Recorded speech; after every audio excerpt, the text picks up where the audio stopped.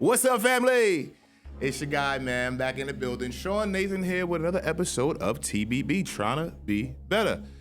Can y'all tell I'm ready for basketball season to start, man? Shouts to everybody in Philly. We got ball hard this year, y'all. We just got ball hard this year, period. Can't say more than that. Ball hard, ball out. Yo, press the button, y'all. Like I said last week, have a party with the button. You know what I'm saying? Press the button. I appreciate the support though.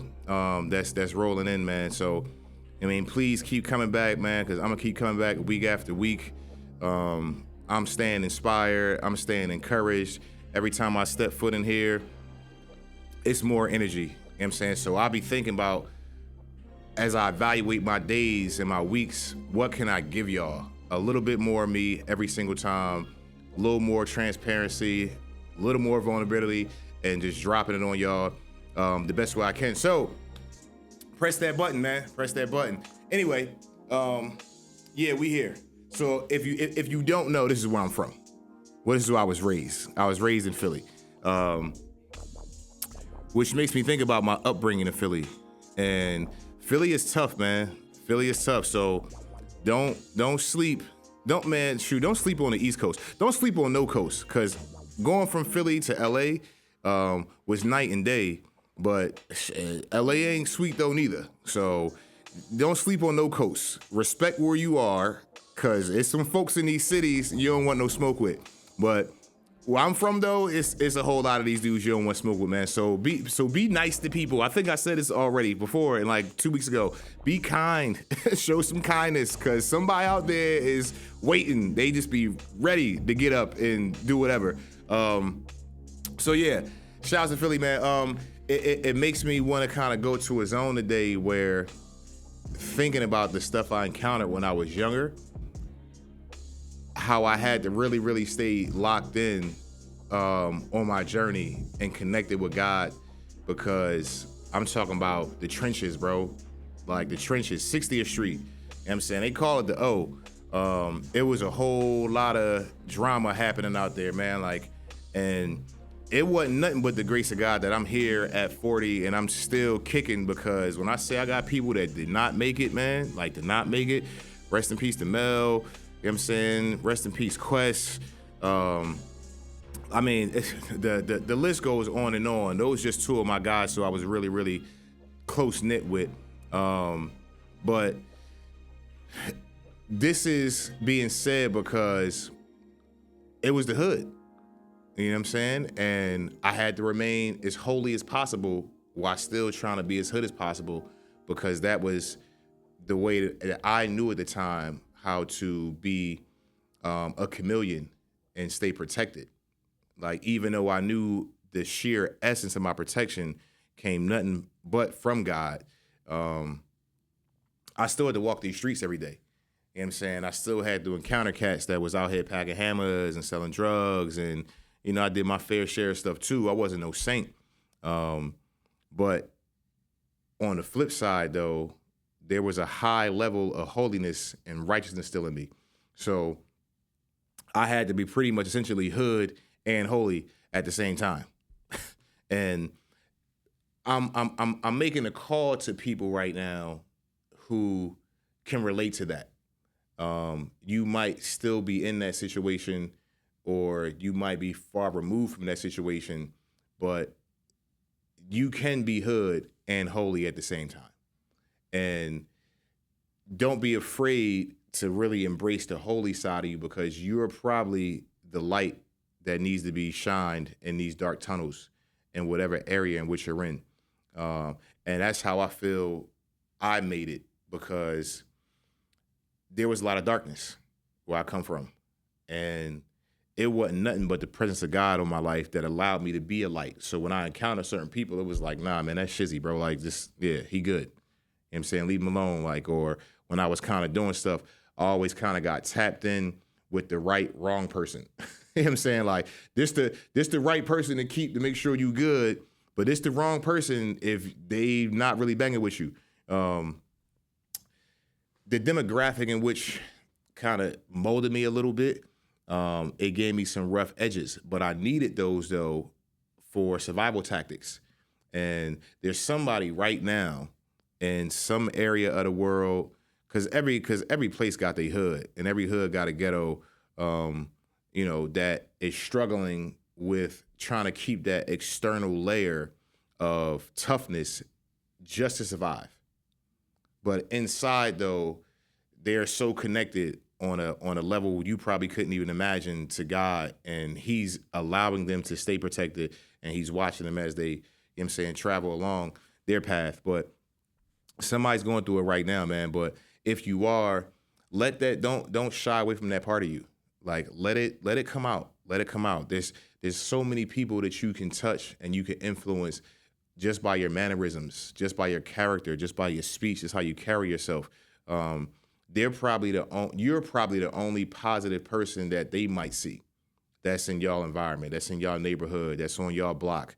That's in y'all hood. So don't dampen what is meant to shine bright. And you're meant to shine bright, man. We all have a light, and we all have something to share, and we all have a thing that nobody else can do the way that you do. So lean into that and be powerful with it. Let that be bright, and don't let the darkness consume you, because now you probably lost your shot to help somebody else out that was looking at you saying, this person got a little something that I need. So don't you conform to what it is they're doing and lose what you have, because what you have is vital. Man, I got so many stories from back in the day. It's crazy, man. Like, I'm just glad, though, that there is still a high percentage of people who I knew from back then that are still around and that are still trying to improve and trying to be better. You know what I'm saying? That's what this show is really all about, because even as I was going through those mixes of being hood and being holy, you know what I'm saying, I'm talking this way, I'm walking this way, I'm selling this, I'm doing that, I'm taking this, using that. I would get back home and just pray and kind of break down sometimes, like, God, why? Like, why do I keep repeating the same things? Like, and it was for acceptance. You know what I'm saying? Like, you don't want to be looked at as soft. Now that I'm 40, bro, I'm like, bruh, you tripping. I wish I had a better surrounding around me that would tell me, like, you don't got to have that exterior. Like, that hard shell, you don't really need it. Like, it's okay to be vulnerable, but in these places, though, man, like, again, it's like do or die, life or death for somebody on how they present themselves. And if they don't look like they like everybody else, then they probably look like prey to a predator, which is why they don't really want to embrace what God is putting in them, and being able to step out boldly and say, nah, I'm not with that, because they feel like they're going to be cast out. Well, let me tell you something. The word says that you are set apart, and just because we're in the world doesn't mean we're of the world. So use what you have that's in your heart right now, to distance yourself from some of these things. And there's a different type of armor. Read your Bible. The whole thing is in there. The armor of God. Put that whole armor on, and then you can leave that external false shell that you have, where you're trying to just play a certain role and play a certain part in whatever demographic and neighborhood you live in. Because the ones that really, really play it hard, we know there's only two places for that. Either dead or you in the grave. I mean, you either dead or in jail. There ain't nothing fun about it. The wild thing about being able to age and the blessing of getting older is that you get the chance to look back and you realize that all of it is dumbness. It's just all nonsense. There's a couple OGs that I know who just never changed. And that's sad, because they ain't even OGs, so they never changed. So let me fix that one. You ain't no OG if you was doing something at a certain point and you still doing it 20, 30 years later. Nah, you just ignorant. And yeah, I said it, like, it's dumb. And you're moving awkwardly. The true OGs, man, are the ones that really take what they went through and they turned it around, and now they're going back to encourage and inspire and enlighten other people that is at the level they used to be, and say, yo, you got to come out of that. Like, all of this is dumb. You know what I'm saying? So with Essence of Philly today, man, shouts to Wallow, shouts to Gilly. These are two dudes who are really going back and using the experiences in which they went through and helping out these younger kids, man, helping out these youth and helping out like, young men, from ages of 20, 25, 30, and letting them know like, yo, the stuff that you thought was glorified when we was coming up, there's no need for that. You know what I'm saying? Like this man did, I think he did what, like 20? Did 20 years I couldn't, 20 years in jail, bro. I can't do 20 minutes in the shower. He did 20 minutes in jail, 20 years in jail. That's wild. But again, though, he was able to learn through that. And now everything he does is to enlighten and inspire and encourage and give back. Like the growth, I'm going to talk about this next week too, the growth. Because some of y'all hate for people to grow. Like y'all can't stand when somebody grows.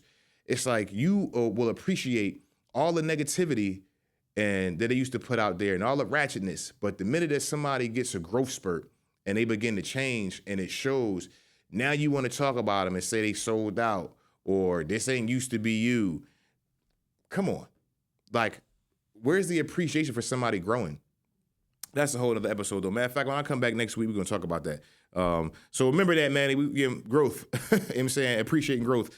Either way, though, you know what I'm saying? What it took from me to get to a place to really embrace that I could do both at the same time meant that I didn't have to lose my vernacular. My speech got cleaned up. I just stopped cursing. Was I still saying, yo, these Jones over here is crazy, bro, like it's fire? Like, yeah, of course. It's a mode switch, but I also was able to communicate with people and say, listen, bro, like only reason I made it out of that is by the grace of God. Everything I did, I had to insert God in it because God is in everything. And once I gained the realization of that, true realization of that, and not something that's fabricated, like an authentic interaction that really changes how you operate, I began to insert him in everything. And you can pull my receipts, man. Fact check me, man. Call all my bros back home. Aaron, Bink, Sabi, Mont Black, all of y'all. Like I'm saying, everybody know. You don't get me without getting God, period. So am I still probably one of the hoodest dudes that some of these cats knew? Yeah. Do I got a bunch of war stories? Yes. Do I share them? No, because I don't need to live in the past. Now, if I need to share one as an example to try to help somebody out and let them know I've been in the same situation, I'll do that. But I'm not glorifying my days of when I was out here running wild and doing a bunch of dumb stuff that probably should have landed me in jail for a very long time or probably could have got me killed. There's a growth spurt that happened. And it started young and it didn't develop all the way. But the thing about it was that persistence is the key to continue growth. You don't got to get it all right, but you got to put the effort in. And if you put the effort in, you should be able to change and continually change each season and see a little bit more added into you. That's progress. All right. You don't have to think like I have to lock all of this down right here, right now, and do a total 180. You can do that. Start just spinning slightly. You know what I mean? Start just going in the right direction. And somebody will see it, man. It'll encourage them as you're still continuing that because truth be told, ain't none of it, as I look back on it, wasn't none of it worth it. The stuff that I thought was fun now to me is ridiculous. Like, how is it fun being up until 3:00 in the morning, drunk until you black out, but you still can move though you still functioning, you just high on all kind of drugs and running wild, just reckless. How is that fun? But we still see it these days though, man. Like in the communities in which we live in, whether they super hood, whether they classy, it's still a level of dysfunction that happens that people are attributing to saying, oh, this is fun for me. Oh, we had such a good time. I beg to differ. But either way, man, with all that, it's okay. You know what I'm saying? So young brother, young sister, you know what I'm saying? If you see this and you still like in that hood and that ghetto environment, it's okay to be hood and holy. You can still praise God and still like walk the block. But when you walk on the block, make sure they know who's protecting you. You know what I'm saying? Like it's not OG from down the street. And it might be. God might have put something on his heart being like, and spread the word. Like, you don't touch this one. Like, you ever watch them shows when cats go to jail and they got to click up and somebody will send a disclaimer like, yo, if anybody bothers this person, you got to answer to me. And that person gets left alone. essentially that's God. But he can use people to do that though.